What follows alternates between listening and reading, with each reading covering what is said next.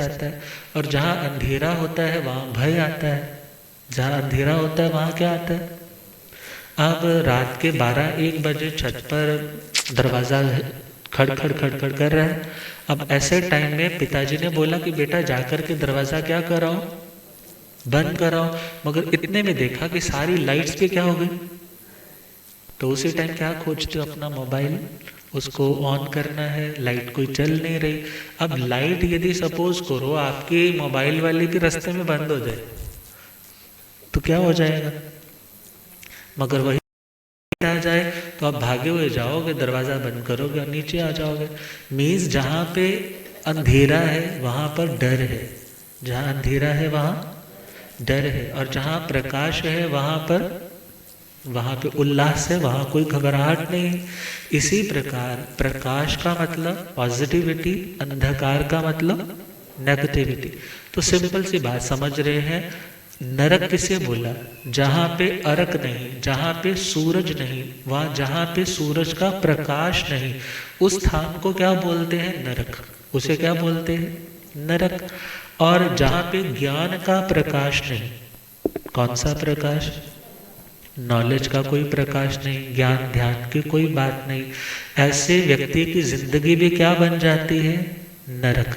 क्यों? क्योंकि वो अपनी जिंदगी को मैनेज नहीं कर पाता, क्या सही है क्या गलत है उसका विवेक नहीं कर पाता।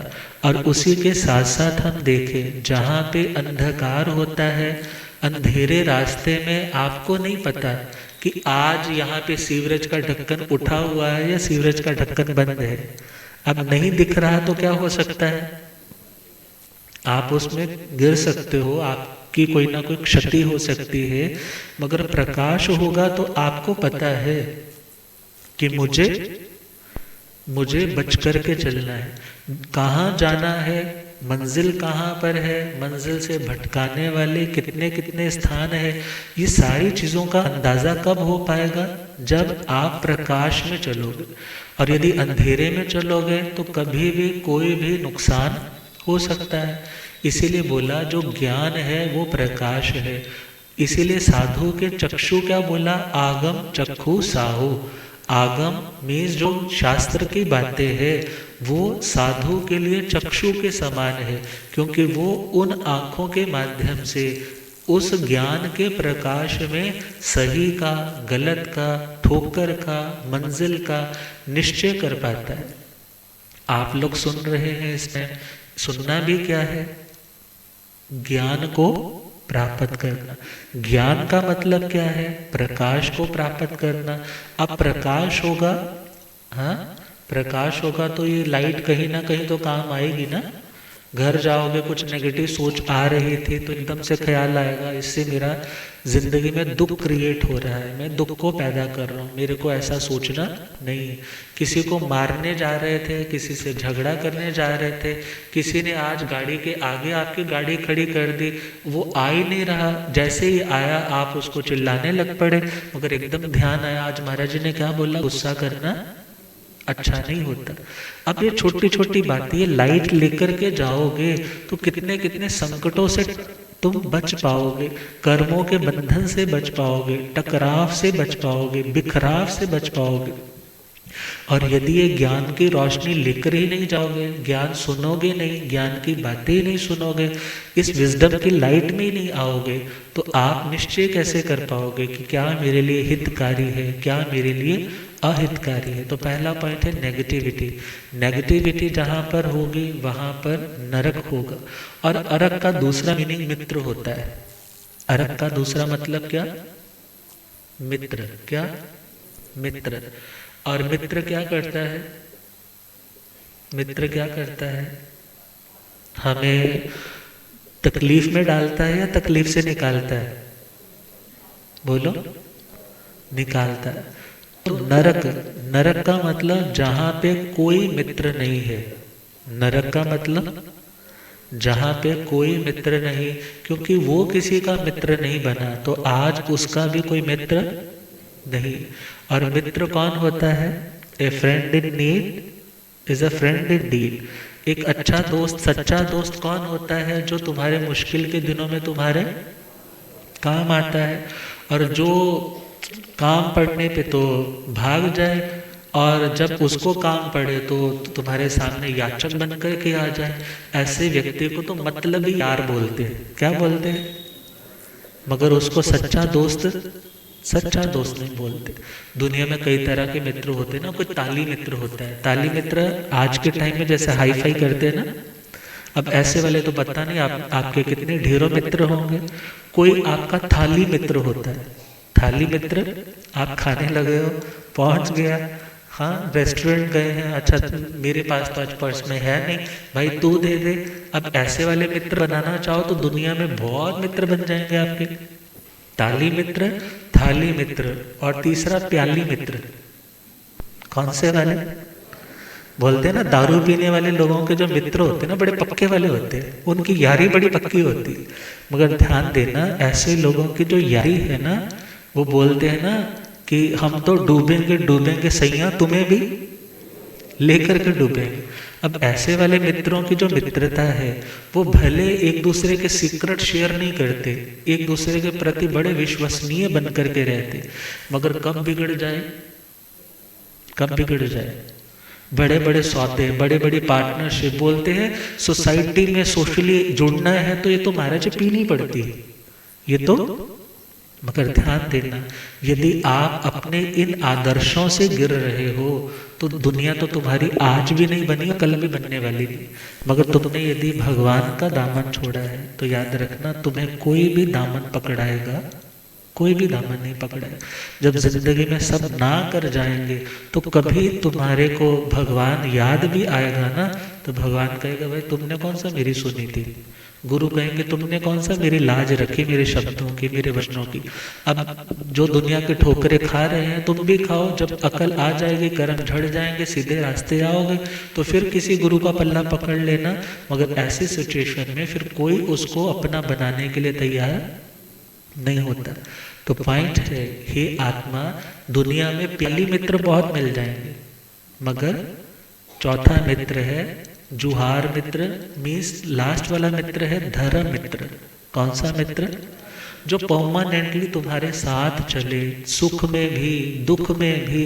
सुख में तुम भले पीठ पीछे चले जाए। कभी देखा युद्ध में जब जाते थे लड़ने के लिए तो पीछे एक ढाल होती थी। ढाल समझते हैं ना? ढाल होती, वो कहाँ होती थी? पीछे होती थी। और जैसे ही शत्रु का वार होने लगता, ढाल कहाँ आ जाती? और सच्चा मित्र कौन होता है? रहेगा तो बैकफुट पे, कुछ ही नहीं पता लगेगा।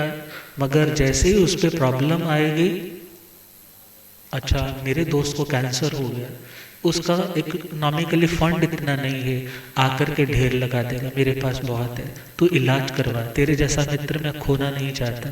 अब विचार करो, ऐसे सिचुएशन में जो व्यक्ति आपके लिए सब कुछ करने के लिए तैयार हो और अपने पास है इसलिए करने के लिए भी तैयार है, और उसके साथ साथ हृदय में मित्रता है इसलिए करने को तैयार है, ऐसा व्यक्ति कौन है? आपका सच्चा मित्र है। और धर्म मित्र, धर्म से बड़ा और दूसरा सच्चा मित्र आपका दुनिया में कोई। जब सारे ही ना कर जाते हैं, डॉक्टर भी ना कर जाता है, पैसा बोलता है मैं भी नहीं कुछ कर सकता, ऐसे समय में कौन हमें संभल देता है? सहारा कौन देता है? वो है धर्म। इसीलिए बोलते हैं धर्म करोगे तो उसका नतीजा जरूर आएगा। धर्म तुम्हें अपने स्वभाव से, तुम्हारी ओरिजिनल नेचर से तुम्हें जोड़ता है। तुम यदि खुद से दूर रहोगे तो व्याकुल तुम भरपूर रहोगे। समय गंवाने वालों सोचो कितने दिन मशहूर रहोगे। अर्थात दुनिया में कितना भी तुम लंबी लंबी उड़ारियां भर लो, मगर वापस तो उड़ने वाले पंछी को कोई ना कोई आधार तो चाहिए, और वो आधार है आत्मा का, और वो आधार है आत्मा के स्वाभाविक गुणों का। और आत्मा के स्वाभाविक गुणों से जुड़ने का जो रास्ता है वह है श्रुत धर्म, वह है चारित्र धर्म, वह है अस्थि काय धर्म। भले ये बातें थोड़ी थोड़ी मुश्किल लगती है सुनने में, मगर सुनते रहोगे तो दुनिया की कितनी ऐप्स आपने सीख ली है, आपने कितना कुछ टाइप करना सीख लिया है। सीए वालों के साथ किस तरह से टाइप करना है, किस तरीके से बात करनी है, कितनी चीज़ों में लियाकत हासिल कर ली है।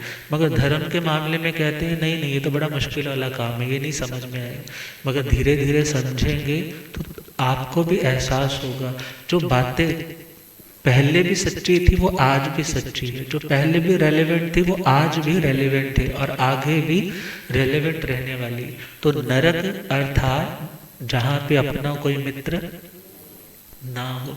अब नरक गति में कोई मित्र होता है? एक दूसरे को मारने पे तो लगे होते हैं, मगर कोई किसी को बचाने के लिए आगे नहीं आता। वहाँ सब अपने अपने कर्मों का भुगतान कर रहे होते। क्यों? क्योंकि वो किसी के मित्र नहीं बने, तो आज उनका भी कोई मित्र बनता। उन्होंने कभी किसी की रक्षा नहीं की, तो आज उनकी भी कोई रक्षा करता नहीं।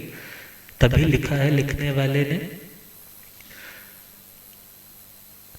अगर दिल किसी का दुखाया न होता, अगर दिल किसी का दुखाया न, ज़माने ने तुझको रुलाया न होता, ज़माने ने तुझको।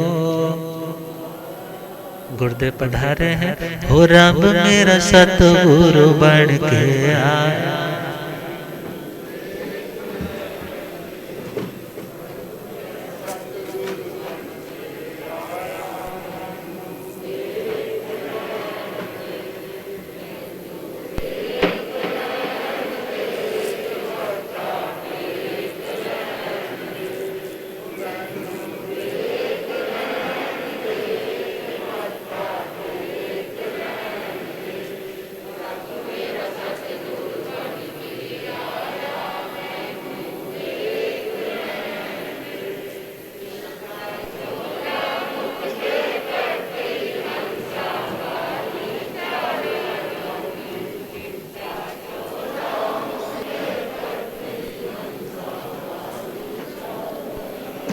होते झुकदा संसार मैनो,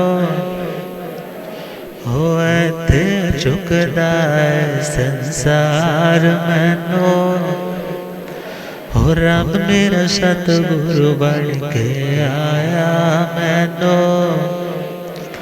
हो पौंदे पौंदे पानी देंदा, सोके बूटे हर कर देंदा पौंदे।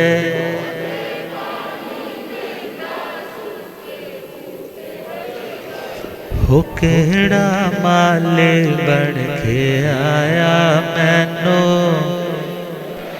हो केड़ा माले बन के आया मैनो। हो रब मेरा सतगुरु बन के आया मैनो। हो मैनू वेख लैण दे के मत्था टेक लैण दे, ओ मैनू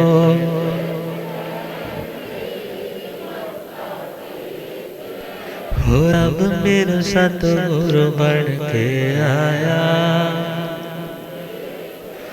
बोलिया आगम ज्ञाता आगम पुरर्जन शास्त्ररतन हिमाचल केसरी उपाध्याय भगवंत श्रद्धे गुरुदेव श्री जितेंद्र मुनि जी। तो प्रेम से गुनगुना ले, अगर दिल किसी का दुखाया न होता, अगर दिल किसी का दुखाया न होता, ज़माने ने तुझको सताया न होता,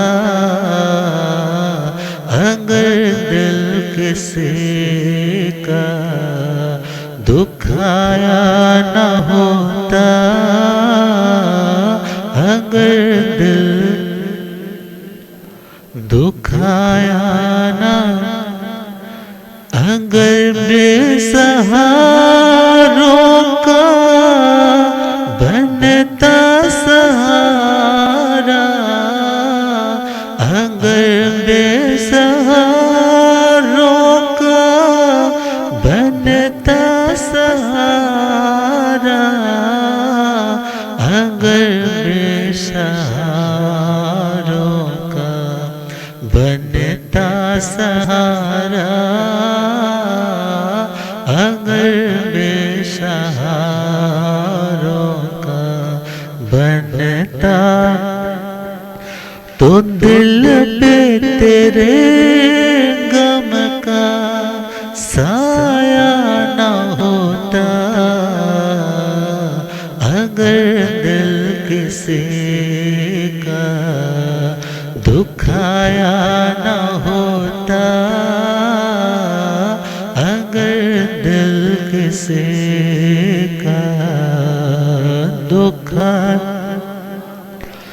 न घर में अंधेरा तेरे आज होता, न घर में अंधेरा तेरे आज होता, न घर में अंधेरा तेरे आज होता, न घर में अंधेरा तेरे आज। जो दीपक किसी का बुझाया न होता, अगर दिल किसी का दुखाया न होता,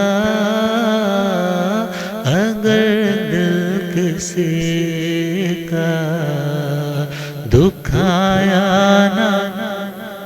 ज़माने ने तुझको सताया न होता, अगर दिल किसी का दुखाया न।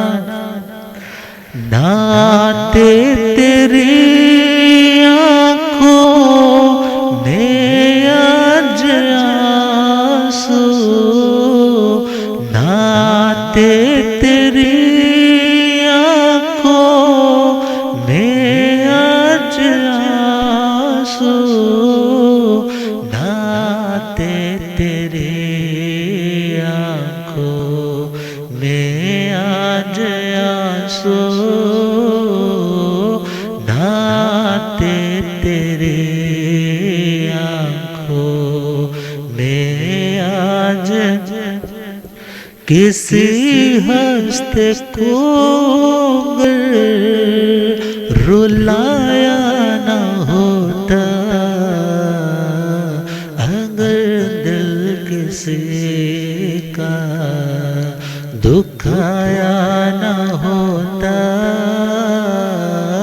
अगर दिल किसी का दुखाया न। तो परमात्मा कह रहे नरक गति में दुख है। क्यों दुख है? क्योंकि दुख वाले कर्म किए हैं। वॉशिंग सेंटर में क्यों जाना पड़ा? क्योंकि मैले इतने हो गए। मैल किसने इकट्ठी की? खुद ही तो इकट्ठी की ना। वो नरक क्या जहाँ नकारात्मकता है, वो नरक क्या जहाँ पर कोई मित्र नहीं। तो आज के लिए इतना ही, बाकी कल श्रवण करेंगे श्रद्धे गुरुदेव के पावन श्रीमुख से। आज मंगल में संक्रांति का पावन नाम भी सुनेंगे, संदेश भी सुनेंगे इन्हीं भावनाओं के साथ। बाकी जिनको अभी नए कॉमर्स कोई आते हैं तो उनको पीछे ही बिठाइए, आगे मत इनवाइट करें। आगे बहुत ऑक्यूपाइड है ऑलरेडी, पीछे खाली है, वहाँ बैठ सकते हैं। अब आगे आगे खूब आ गए हैं, शांति से बैठे धर्म की बात परमात्मा के श्री चरणों में गुरुदेव के श्रीमुख से श्रवण करेंगे इन्हीं भावनाओं के साथ। ओम शांति।